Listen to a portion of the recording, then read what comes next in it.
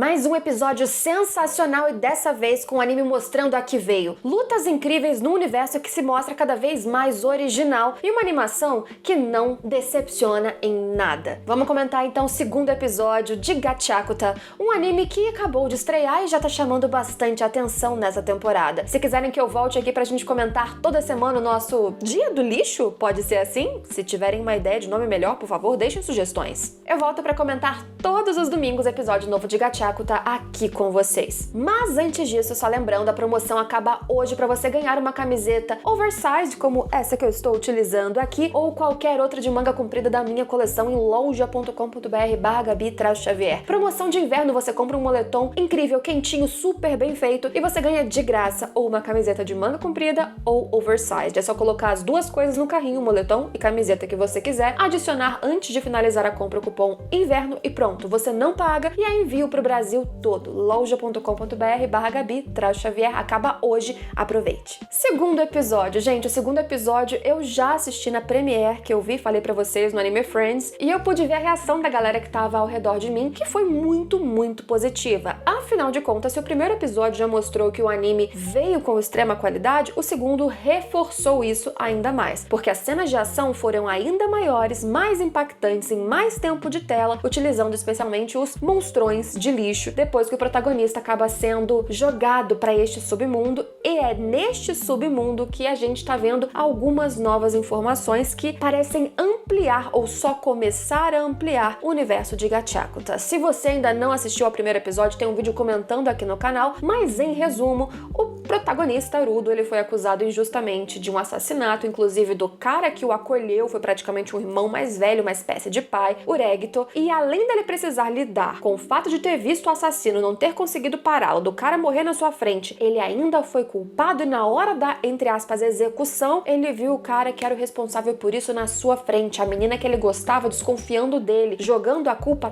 toda e preconceitos que ele sofreu a vida inteira por causa da fama do pai, tudo pra cima do garoto, ou seja, ele é um poço daquele clássico da história de herói que passa por um grande problema e agora precisa voltar, né, na sua jornada para superá-lo ou conseguir, nessa rota de vingança, descobrir, quem sabe, algo ainda maior sobre ele, que é o que parece que ele tá fazendo. Porque o primeiro episódio não foi só um amontoado de momentos dele tentando escapar e depois tentando lutar contra esses bichos de lixo. Na verdade, neste universo, que é uma pocilga, que é um grande amontoado de lixo que a galera lá de cima joga, coisas úteis ou não, mais quebradas ou menos quebradas, pessoas que acabam sendo descartadas, também existe toda uma organização que a gente começa a perceber. Algumas pessoas que não são simplesmente os condenados que são lá jogados, já surge o conceito de que existem pessoas que nascem lá embaixo, que inclusive desprezam a galera lá de cima. Se ele, Rudo, já fazia parte de uma parcela da sociedade do mundo superior que era desprezada, veja só, apenas morando, vindo lá de cima, ele também é invejado, desprezado, odiado. Bem complexa a coisa, ou pelo menos mais complexa do que se apresentava na premissa inicial de Gachakuta, o que eu acho muito bom. E na sequência inicial, o Rudo chega, descobre que tem esses bichões de lixo, que uma galera ali já morreu, né? Tem um corpo ali e tal, afinal você cai no negócio lá embaixo e ainda tem que se defender de uns bichos bizarros, e ele percebe que lutar contra esses bichos seria praticamente inútil, mas pensando no que aconteceu com o Regito, ele ganha uma força, um ímpeto a mais, tenta enfrentá-los e apesar de conseguir produzir o que seria, entre muitas aspas, ferimentos, os bichos continuam se reconstituindo, praticamente uma reciclagem. E no meio disso, ele enxerga um cara com uma máscara, um ser humano observando, e é este ser humano que o ajuda, que o salva, inclusive, que promete explicar como funcionam as coisas naquele mundo. Só que neste instante, nesse momento inicial do episódio, a gente já descobre, na sequência incrível de ação, que o Rudo tem alguma particularidade, que ele tem alguma força para além do ímpeto pessoal para conseguir se defender e sobreviver ali. Já começam a ser exibidos nesse universo alguns conceitos que deverão ser trabalhados melhor à frente, como o fato de que abrem o episódio sempre falando, dizem que objetos adquirem alma ou uma espécie de força diferente de acordo com a maneira com que eles são tratados. Então, será que os objetos que são descartados, desprezados, eles têm a tendência de virar esses monstrões? Será que aqueles objetos que são amados, bem cuidados, tal como as luvinhas do nosso protagonista Rudo, eles podem ganhar uma energia diferente, uma força vital diferente? Ou correntes, um pneu pneu? Será que o protagonista tem a força, a qualidade, alguma coisa que o muda em relação aos outros para que ele tenha essa propriedade de interagir com objetos e retirar alguma energia deles, transformá-los? Será que este universo vai tratar desse tipo de mecânica, entre aspas, poderes? Porque sim, acontecem coisas sobrenaturais. O cara que chega ali, que a gente descobre que se chama Enjin, e que a menina que estava atrás de mim assistindo na Premiere evidenciou claramente que ele é, anote bem, gostoso, gostoso, gostoso. É sério, ela gritou isso tão alto que eu nunca mais vou esquecer na minha vida essa definição do Enjin. Enfim, se você concorda com ela, por favor, me conte aqui embaixo. Além desse detalhe particular de Enjin, ele também consegue utilizar um guarda-chuva para transformar em uma arma, que aí ele consegue ferir este monstro de bicho de maneira que ele se destrói, né? Que ele se esfarela. Ou seja, existe alguma maneira de utilizar os próprios objetos para transformá-los em armas letais, inclusive para esses bichões que pareciam não ter como derrotar. Então veja como existem vários fenômenos e, né, alguns caminhos que precisam ser explicados para a gente entender melhor este universo. Quando a gente fala de suspenses e mistérios, isso inclusive é uma crítica muito a outro anime que tá saindo nessa temporada, não é um problema as respostas não virem de cara. E se você assistiu os principais dessa temporada, você sabe do que eu tô falando. A questão é que, por exemplo, o Gachakuta consegue trazer micro respostas que não te dão explicação de nada, mas vão te levando pro caminho certo, ainda que num ritmo mais ou menos acelerado, mas você tem essa recompensa, além de vários outros segredos, então você quer continuar, porque a coisa parece que vai te levar para uma resposta, ainda que possa demorar ou não. E aqui a gente já teve algumas respostas ou direcionamentos muito positivos. Existiu uma cena também que mostra que o anime ele vai ter um quê de humor e personagens carismáticos, a própria interação do Urudo com esse Enjin que chega ali e se apresenta como um zelador é cômica, porque o Urudo tá querendo entender o que acontece, quer saber mais explicações e o Enjin tá dando uma máscara porque o ar lá embaixo é tóxico. É muito lixo, realmente, se os guetos lá de cima já era um submundo, lá embaixo é pior ainda, e o Urudo tá cuspindo sangue, ele recebe uma máscara e o Enjin tá basicamente dizendo, então, né, sou um zelador, vamos pra lá, vou te explicar como são as coisas, e o Urudo só fala gritando, vamos lá, se explica, fala mais alto, não tô entendendo, até o ponto que o Enjin grita, explica tudo, alivia um pouco o humor, briga com o monstrão, e aí as coisas vão transcorrendo como transcorreram. Eu acho que isso é positivo, porque não é um anime que simplesmente se mostra um apanhado até aqui, nem só de drama, nem só de clichês, nem só de interações, né, de sequências de batalha, ele mostra que tem um recurso narrativo para ser evidenciado, além de trazer alguns pontos diferentes na trama, que são ação, drama, suspense, humor, e vai casando isso muito bem, fazendo com que o segundo episódio, por exemplo, tenha sido excelente, melhor que o primeiro da estreia, na minha visão, pelo menos. E saindo de lá com a promessa, né, do Enjin, que o Urudo receberia explicações sobre zeladores e sobre esse submundo e sobre como viver ali, ele acaba sendo largado, amarrado, né, acorrentado numa van e descoberto, na verdade, por uns caras que vivem nesse submundo, e eles que trazem um diálogo, esse ódio, inclusive, da galera lá de cima. Primeiro, uma curiosidade, nossa, como é raro encontrar gente que vem lá de cima, inclusive, ou principalmente vivo, nesse estado, você tá incrível, inteirinho. E aí, ele achando que os caras iam tratar ele melhor que o Enjin, na verdade, eles prendem ele de maneira muito pior, né? Acorrentam ele dentro do veículo e começam a dizer que vão utilizá-lo em pedaços, talvez, ou inteiro para vendê-lo. Ele vira um artigo de luxo lá embaixo, porque ele é um ser que veio lá de cima e ainda por cima tá inteirinho, tá vivo. É como se realmente aquela sociedade debaixo do subterrâneo vivesse à parte, existisse à margem ou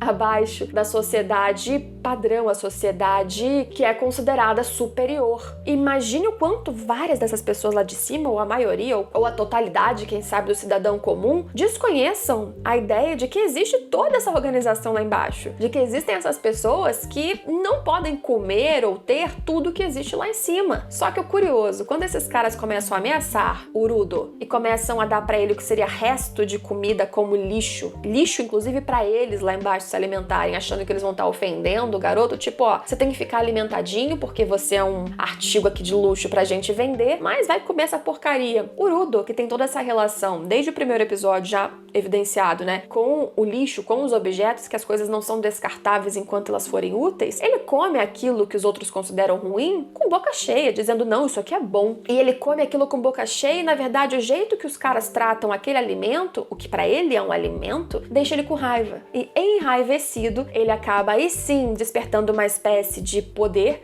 capacidade, ele transforma as correntes ao seu redor em armas, depois um pneu, se não me engano, em uma arma também, o que traz um alerta, né, um comentário dos caras de lá de tipo, peraí, você é um giver, lá de cima tem essa pessoa com essas propriedades e você ainda pode transformar mais de um objeto, quer dizer, sua arma não é a corrente, você pega qualquer coisa e transforma. Então vejam que naquele clássico o protagonista ele tem uma capacidade, habilidades importantes que são semelhantes pelo menos do que a gente viu do próprio Endin, né, que é um zelador, e ele surge ali depois o Endin pra mostrar que na verdade aquilo tudo foi um teste. A gente viu ele olhando lá de cima porque ele estava observando e tentando entender se esse garoto era o que ele realmente pensava e precisava, e era, quiçá, né, um pouco mais. Porque, de novo, ele vem com essa percepção de que, poxa, talvez ele seja melhor do que a média, ele é especial, e por que será? Ainda existem outros mistérios que não foram mostrados, tanto sobre esse universo, sobre esse submundo, quanto a organização lá em cima, como esse mundo se subdividiu, e também sobre a própria origem desse Urudo, sobre como ele ficou exatamente com as mãos daquela forma, como eram seus pais, como foi essa separação, será que a gente vai ter essas explicações já nessa temporada? São algumas perguntas que vêm conforme a gente vai assistindo. E claro, surgiu depois disso tudo, várias emoções, a pergunta do Endin para o Urudo se ele poderia ser então um zelador, que ele explicaria tudo, ele ajudaria ele a controlar essas suas habilidades, só se torne um zelador aqui comigo. E ele diz, não quero. Porque ele tá focado apenas na sua vingança. Eu acho um pouco um pensamento, assim, nada prático, porque ele poderia aproveitar esse vínculo com o cara pra, inclusive, crescer ali e conseguir voltar de alguma maneira, porque parece que voltar é algo que ninguém considera possível, mas é um garoto, tem a sua rebeldia, claramente faz parte da sua personalidade, e o segundo episódio finaliza dessa forma, mais uma vez, excelente. Sinceramente, mesmo quando eu vi na Premiere, eu já percebi que tinha uma ascensão na qualidade em relação ao primeiro episódio, que é normal, acho que até por isso eles exibiram 2 de uma vez, pra gente entender a qualidade, entender a que vinha esse anime, né, nesse combo, funciona muito. Se vocês tiverem tempo, inclusive, recomendaria que assistam os 2 episódios de uma vez só, porque aí eu acho que a abertura da história fica mais redondinha. A gente vê a origem, ou parcialmente a origem do protagonista, uma breve apresentação do universo, a descoberta do subsolo, e aí todos os mistérios que vêm com essa coisa dos givers, dos objetos que têm algum tipo de valor, poder ou podem ser despertados assim, os monstrões de lixo, o próprio Endin e os zeladores e tudo isso que apenas começou a ser demonstrado. Mas excelente abertura. Vou considerar esses 2 primeiros episódios como a abertura, realmente a apresentação de Gachakuta. E para um anime que veio prometendo ser excelente, um dos maiores hypes, não só da temporada como do ano, eu acho que até aqui ele tá sendo bem eficiente em cumprir o que ele pretendia fazer. Até porque, de novo, eu sei que as pessoas são muito ligadas hoje à animação, eu sei que durante muito tempo existiu uma resistência a elementos 3D, a computação gráfica, e Gachakuta, até pela sua estrutura de mundo, precisa utilizar essa técnica para facilitar a produção e combina com o que tá tratando ali, de lixos, esses monstros muito grandes, e não me parece apenas um facilitador de animação. Eles pensaram em estética e incorporar esse elemento de maneira mais orgânica, inclusive com o que há de 2D, e até aqui a qualidade de animação, esse fator que muitas pessoas se importam tanto, tá acima da média, é um grande lançamento, combinando, como sempre, a estética que cada vez mais se apresenta com elementos de grafite, oficialmente é a proposta, inclusive, da história. Os designs de roupa que só começaram a ser mostrados também são bem originais e interessantes, e a música que só combina ainda mais com o universo que está sendo construído. Excelente estreia, ou dupla estreia, vamos dizer assim. Muito grata pela oportunidade de ter assistido esse episódio, inclusive antes da estreia geral, né, para todo mundo, e continuarei assistindo, e se vocês quiserem mais uma vez, voltarei aqui para comentar semanalmente o nosso Dia do Lixo, provavelmente no domingo. Agradeço a opinião de vocês aqui embaixo, principalmente sobre o anime, mas também sobre sobre o nosso dia de comentários. Devo continuar? Faço domingo? O nome vai ser Dia do Lixo mesmo ou você tem uma ideia um pouco melhor? Espero vocês em todos os próximos vídeos. Aproveite a promoção em loja.com.br/Gabi-Xavier. Use o cupom INVERNO e ganhe ou a sua camiseta oversize ou camiseta de manga comprida, inclusive várias com detalhes na manga. Espero vocês em todos os próximos vídeos e para isso se inscreva, deixe o seu like, comente qualquer coisa. Nesse final, se você chegou até aqui e não comentou nada, comenta qualquer coisa porque você me ajuda muito nesse engajamento. Vejo você por aí. Tchau, tchau.